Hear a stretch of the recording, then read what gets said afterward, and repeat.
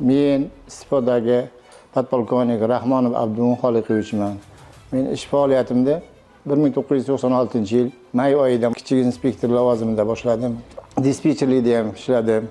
Shu jumladan keyin Sho'rtan kimyo majmuasiga ishlab, kadr bo'yicha otryad komandirining o'rinbosari lavozimi bilan nafaqaga chiqdim. Faxrlanaman o'zimni kasbimdan.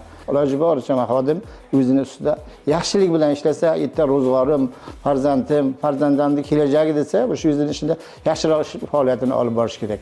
Rahbariyat ham o'shanga qarab uning lavozimini, ishiga bo'lgan qiziqishini, unvonini ham shunaqa ko'tarilib boryapti. Bizlarda ham o'sha vaqtlarda ham talablar ham yuqori talablar bor edi. Yangi kadrlar kelinaverardi, o'sha kadrlarni tanlab olinardi. Sport normativlari bo'lardi. Sport normativlari topshirgandan keyin test bo'lardi. Testlardan topshirib bo'lganlarni suhbat asosida qilib qabul qilinadi. Ishga bo'lgan qiziqishini orttirish maqsadida har xil tadbirlar joriy qilinyapti. Faqat ishlash kerak. Ish bo'lsa, agar mas'uliyat bilan ishlash kerak ishda ham. Favqulodda vaziyatda ishlarini, ish faoliyatini, samaradorligini oshirish maqsadida juda ko'p texnikalar xarid qilinyapti. Yangi texnikalar joriy qilinyapti. Dronlar xarid qilinyapti. Juda yengillik bo'lyapti-da.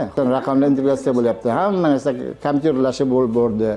Oldin bir narsani bajarish uchun juda qiyinchilik bilan bajarilsa o'sha vaqtlarida. Hozirgi kunda hamma narsa kompyuterlashtirilgan holatda bo'ldi. Bugungi kunda xalq shunchalik ishonch hosil qildiki, biron holat bo'lganda bo'lsa ham birdaniga favqulodda vaziyatda chaqirish kerak, holatda favqulodda vaziyat bartaraf qilishiga ishonch hosil qildi.